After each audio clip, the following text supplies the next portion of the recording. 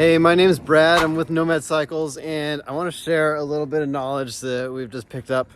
We put a CYC Photon on this cargo bike right here, and it's actually had a hard time. The controller is burned out because she's hauling some heavy kids up some heavy hills, and the Photon's made for like a mountain bike. It's made for a smaller two-wheel bike, not a school bus like this thing.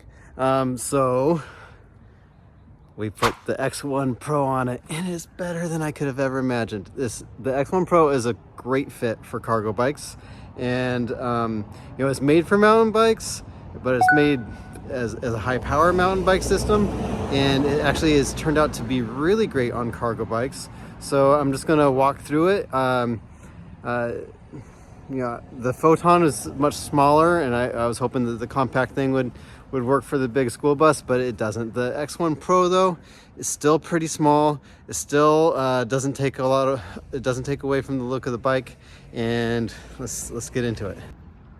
So here's the school bus, and it's a Metrofiets. It's a locally made steel frame.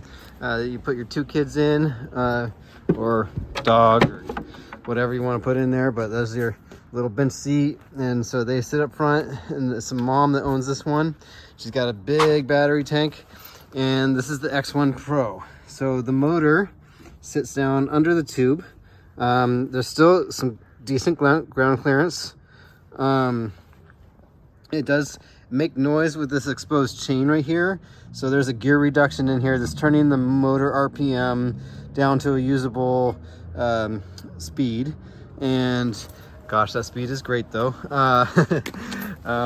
It doesn't mean you got to go fast to be able to utilize the power. It really, having more horsepower just means that you can climb up the hills without straining the motor, which is the issue here. So I just wanted to show, is a really easy freewheeling crank. The motor's going through the gears of the bike, just like all mid-drives, but this one has a lot more power. So right now with this battery, we're running like 2,500 watts, 3,000 watts ish.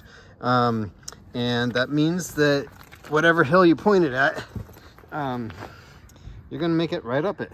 So the kickstand and the steering mast, this steering tube, actually sits, the kickstand flips down under here and is actually lower than that motor. So it's not bad. With a little bit of finagling, if you're doing this yourself, you can remove this. This is the brain of the outfit. You can remove that and then move this up into this tube, but you'd have to mount that remotely somewhere. So we just snapped it on because she's not doing any off-road riding. It's fine. So I just wanted to share what this guy looks like.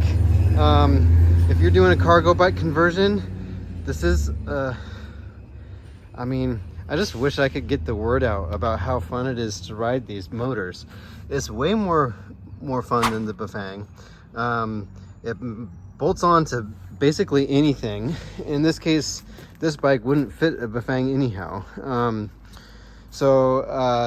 it's great for cargo applications. Even though it's a mountain bike motor, it works great for hauling some weight because you got just that extra push. So it's not overheating. It's got plenty of oomph, and you can carry your kids up any hill. I'm talking San Francisco or Seattle or whatever. It's a great way to go, and I just wanted to share that if you're trying to put a Photon, the Photon's a smaller motor, and I put it on this bike, and it just isn't the right fit for it. It's much better fit for smaller bikes, for regular two-wheel bikes. But when it comes to cargo bikes, the CYC X1 Pro is definitely a better choice. And I just wanted you to see it. So there you go.